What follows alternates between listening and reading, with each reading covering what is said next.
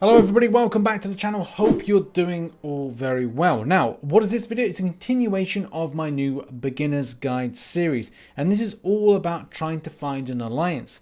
When you're new to the game, you're like, well, I don't really know what I'm doing, and I've heard things about alliances, like, should I join one? What is it all about? Well, hopefully this video kind of explains things, but obviously we need to find an alliance. Now, there's many places to go in order to find an alliance. Now, I would probably say the forum, which link is in the description. You can find different ones at different stages of the game, whether you're further on, whether you're new starting to the game, there's different options available for you. If you have the Line app, there's something called Global Recruitment. And whilst there, you can get and apply to go on many different alliances. Sometimes you can just put, I'm a beginner, is there an alliance for me? And most of the time people actually take you on.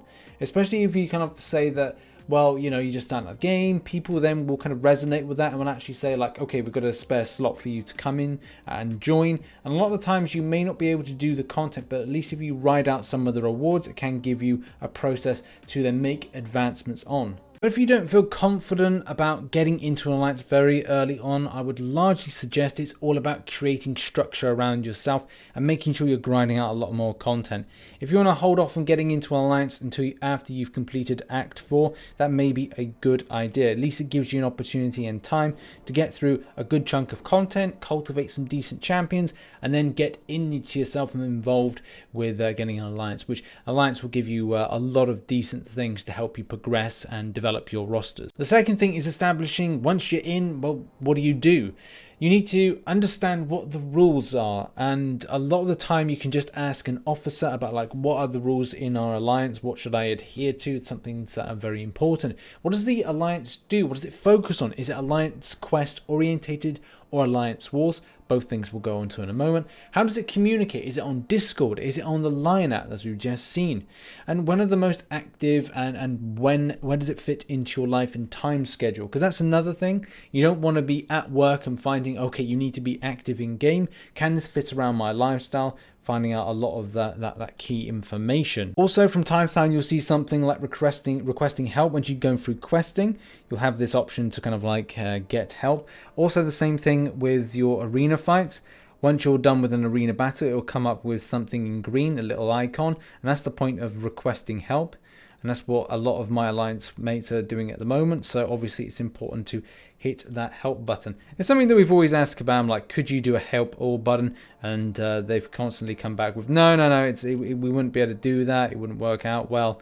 But, you know, for us, it's just a case of like, well, that would have been handled with a press of one button, but can't have everything, it seems. Now let's talk about alliance questing. Now, depending on what map you're doing, and you could be doing maps 2 to 4. If you're more competitive, you could be doing map 5, map 6, as you can see here, or the most competitive, which is map 7. Map 1 to map 4 is your starting ones. As you progress through the game, you'll do more advanced ones, which have very different nodes, ascendancy, which is positive for various classes. Also, these are very easy to get on with and need a little to less effort as possible. In some alliances, they maybe will only run one battle group. As you can see, for our alliance, we're running 3 battle groups. To explain alliance quest in a nutshell is that you will go down different paths.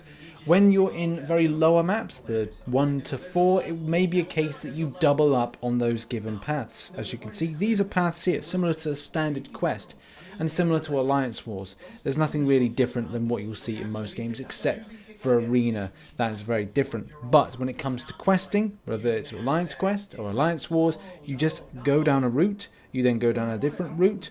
Make sure you're going down it correctly and you are making sure that you see this rather than any gaps. For example, if this path led to a next node to take down, and for whatever reason both of my alliance mates weren't able to go down that route or take down a node, that may be pretty bad for the alliance's progression and trying to 100% that given map. Okay, and you can probably see something in the left hand corner called prestige and a number associated with it. Now, for those that are maybe a bit kind of like confused with what that is, essentially is you're taking the details and data from your top 5 champions, and we're just going to have a look at that now. And prestige will be very important for the further progression of your career, because there will be points in game where people may say to you, oh, what's your prestige? And you have to give them a certain number, which will be quite specific to how an alliance does each week. So say if you've got a rating, a prestige of 9,700 that if you leave an alliance, then they have to replace you with something equal to or greater, or try and like balance the books. But let's just go to a prestige calculator website. Link is in the description, by the way, and let's try and see if I can give you a number. So here we go. This is a prestige calculator. It's called AntM or AntMay, whatever you want to call it. AntM.ai. AntMay, obviously Spider-Man. Great reference. I love it. But the fact is, like, this is a prestige calculator in its current form. Now, these are my top 4 champions based on what I've got in my summoner profile. And that's what it's given me at the top here, a prestige of 9,426.3. Now, that will then translate to a number. That number is applicable to what alliances will ask. So again, let me just point out that if you are going for the higher stuff, your map 5s and map 6s, and then moving on to map 7s. Map 7, any alliance that does map 7, you'll have to have a lot higher rating of that. They would not take you on.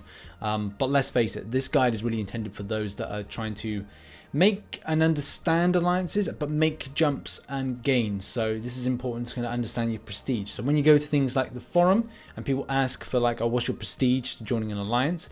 Then this is largely what you'll have to do to then give them that idea of like, what's your strongest champions? And also what's your prestige, and those kind of things as well. So when you get to the most competitive aspects to alliance questing and alliance wars, you'll have things like set paths and as well set defenders. A lot of the times when you go to do alliance wars, and obviously I can't give you like what my alliance wars placement is for the defense, the fact is you'll be told, okay, place your defenders on X, Y, and Z place, or you know, they'll be numbered rather than lettered. And it's very important to just follow that rule. However, in lower alliances that do lower difficulty, sometimes you don't actually need to be so tight with how you place different types of defenders. And a lot of the time you'll place, say, 5 defenders and you'll have then 3 attackers. Largely, it's a case of being as competitive as possible with it. So maybe your strongest defending type champions are always helpful, put into various different nodes. In a nutshell, without giving too much away, this would be an idea. So where this plus icon is, you'll be pressing down on it on the screen and it'll be coming up with a node. And then a specific type of champion will be placed down on that node. We'll either make it more powerful or it will just be there for the point of creating diversity. Diversity is an engine that Kabam put in order to try and get a different element to winning in alliance wars based on, say, the type, rarity, and obscurity of said champion. So that's where that comes in. Alliance wars is similar to any kind of questing format, more so like Alliance Quest, in that you've got to take down certain nodes in order to make sure that your alliance mate can then move on to the next part.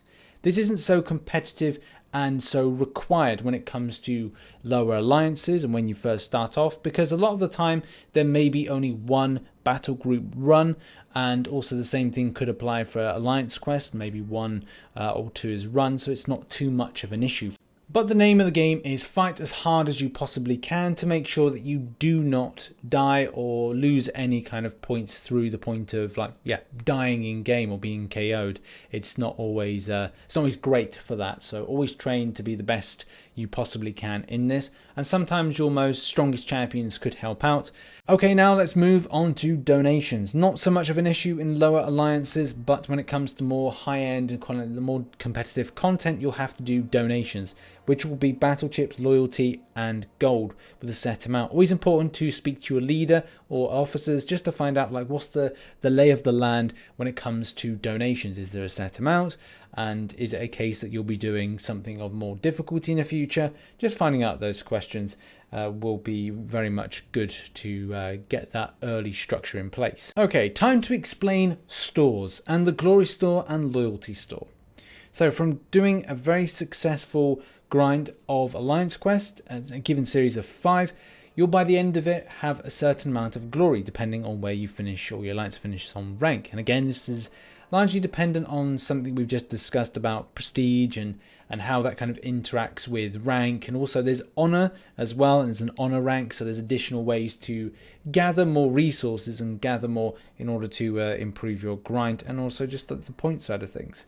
The Glory Store has been one of the best things that Kabam have put in, and as well the way that they have buffed it periodically, and recently it's been given a bit more of a little improvement. Now, You can get Alliance Wars, Alliance Potions, so you can get stuff that's going to help from Alliance Wars and Alliance Quest if you're finding stuff a little bit more difficult, and it will get difficult as you continue on. There's things like Tier 1 Alphas there, Tier 1 Alpha Catalyst, which is handy for rank up materials, and the list goes on with helpful items for you as a player. You can either grind out these things here with a catalyst, these different kind of class catalysts, or you can grind them out for free in various daily questing. But it's not just glory, we also have loyalty. Loyalty is earned from Alliance Wars, largely from the crystals that you get, and the fact is you can get some decent stuff. Boosts, I love getting boosts from this particular store, and as well you've got things like health potions, revives for Alliance stuff.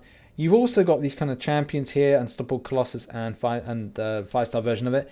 Now, they're not the most thrilling of things, but they're still kind of like good enough champions nowadays. If you're kind of going, hey, I need to spend some loyalty, then, you know, I'll go for it. As to date, we have not had a 6-star version of Unstoppable Colossus.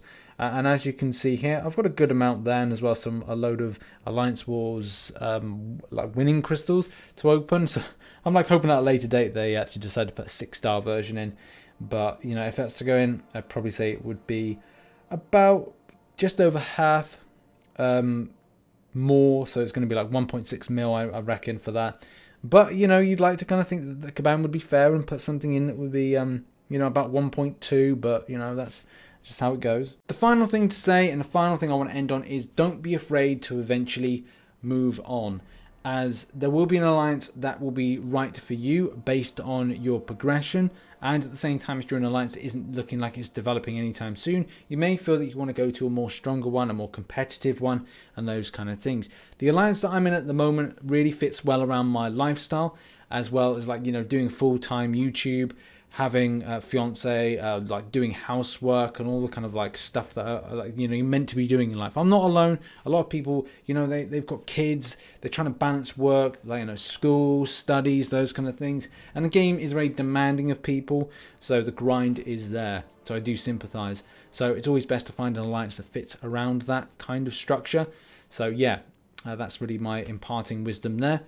Don't be afraid to move on, and don't be afraid to find the right alliance that fits you. And that has been another video in my Beginner's Guide series. Hopefully you enjoyed this. If you do, please consider supporting. Check out the playlist in the description, which is the playlist for this particular series. There's many videos coming out. And thanks again for supporting it and this channel. And I'll see you in the next one. Bye bye for now.